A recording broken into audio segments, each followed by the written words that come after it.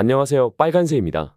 웨스트햄 감독 포터는 루카스 파케타와 블라디미르 쿠팔이 부상에서 회복 중이라 밝혔지만 마이클 안토니오, 크라이센시오 서머빌, 니클라스 필크루크는 여전히 부상으로 출전하지 못하고 있습니다. 포터 감독은 아스널과의 승리를 위해 5-3-2 포메이션을 사용했으나 웨스트햄 감독은 어려움을 겪고 있는 레스터를 상대로 4인 수비로 전환할 수 있습니다. 이 경우 에런 크레스웰이 자리를 내주고 메르송 팔미에리가 올리버 스칼레스를 대신해 왼쪽 수비수로 복귀할 가능성도 있습니다.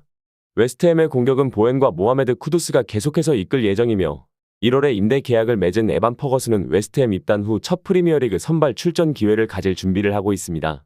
또한 카를로스 솔레르는 중앙 미드필드 또는 왼쪽 측면에서 선발로 나설 수 있습니다. 한편 레스터시티는 압둘 파타오와 히카르도 페레이라가 부상으로 결장하고 있으며 제임스 저스틴은 브렌트포드와의 경기 후 킥오프 전에 평가를 받을 예정입니다. 저스틴이 선발 출전이 불가능하면 우요 쿨리발리는 오른쪽 수비수로 계속 출전하고 야니크 베스테르고르는 우트 파에스와 켈럽 오콜리를 대신해 수비의 중심으로 복귀할 수 있습니다.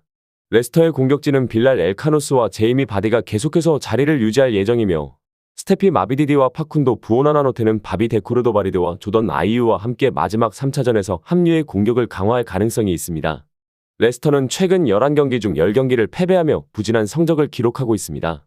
특히 레스터는 강등권 밖의 팀들을 상대로 원정에서 패배를 거듭하며 최근 6경기 중 5경기에서는 득점하지 못했습니다. 반면 웨스트햄은 아스널을 상대로 큰 승리를 거두었으며 이번 경기에서 연승을 기록할 기회를 갖게 되었습니다. 웨스트햄은 현재 프리미어리그에서 16위에 위치하고 있지만 이번 경기를 통해 레스터를 상대로 승리를 거두고 연승을 이어갈 가능성이 큽니다. 웨스트햄의 핵심 선수인 자로드 보웬은 아스널과의 경기에서 유일한 골을 넣었으며 최근 5경기에서 3골을 기록하며 좋은 폼을 보이고 있습니다.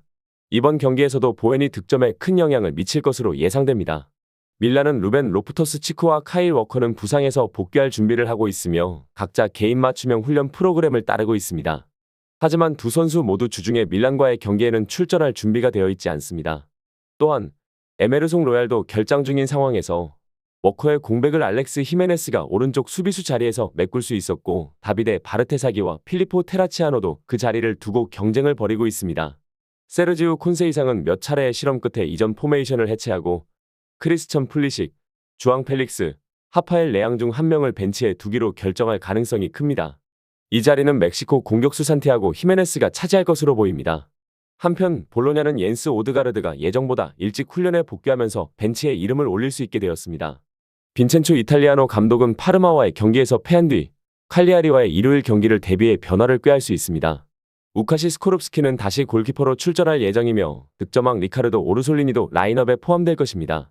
이번 경기에 대한 예측을 보면 볼로냐는 최근 9경기 중 7경기를 홈에서 승리하며 매우 강력한 모습을 보여주고 있습니다.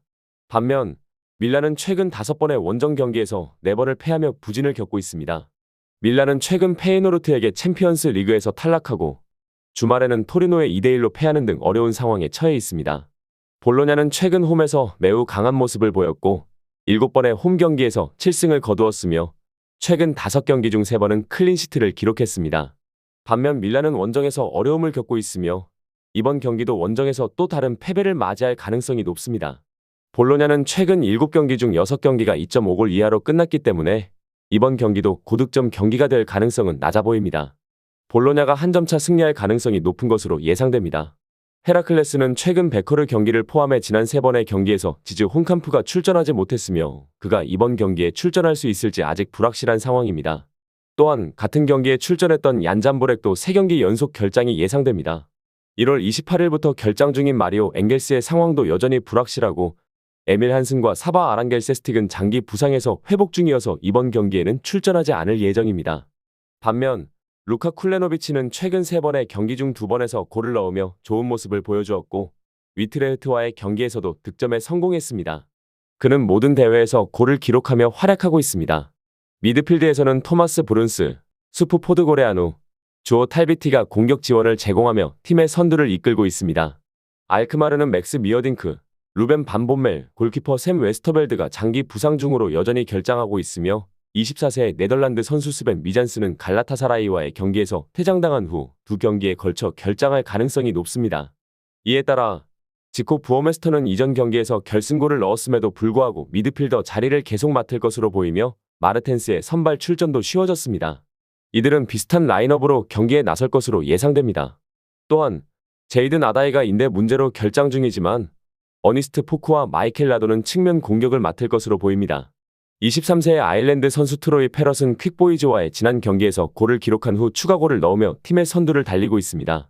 이번 경기 예측을 보면 알크마르는 최근 20경기 중 단 2번만 패하는 강력한 모습을 보여주고 있습니다. 반면 헤라클레스는 에레디비지에서 가장 약한 수비 기록을 보유하고 있으며 최근 23경기 중 단 5경기만 승리한 채 하위권에 머물고 있습니다. 알크마르는 최근 리그에서 3연승을 기록했으며 유로파 리그에서는 갈라타사라이를 6대3으로 누르고 진출했습니다. 또한 알크마르는 16강에서 아약스를 물리친 후 강력한 기세를 이어가고 있습니다. 트로이 페럿은 이번 경기에서도 중요한 역할을 할 것으로 보이며 헤라클레스의 수비가 알크마르의 공격을 막기 어려울 것입니다. 헤라클레스는 현재 리그에서 아약스에 이어 두 번째로 많은 골을 허용한 팀으로 알크마르의 강력한 수비와 공격력에 맞서기 힘들 것으로 보입니다.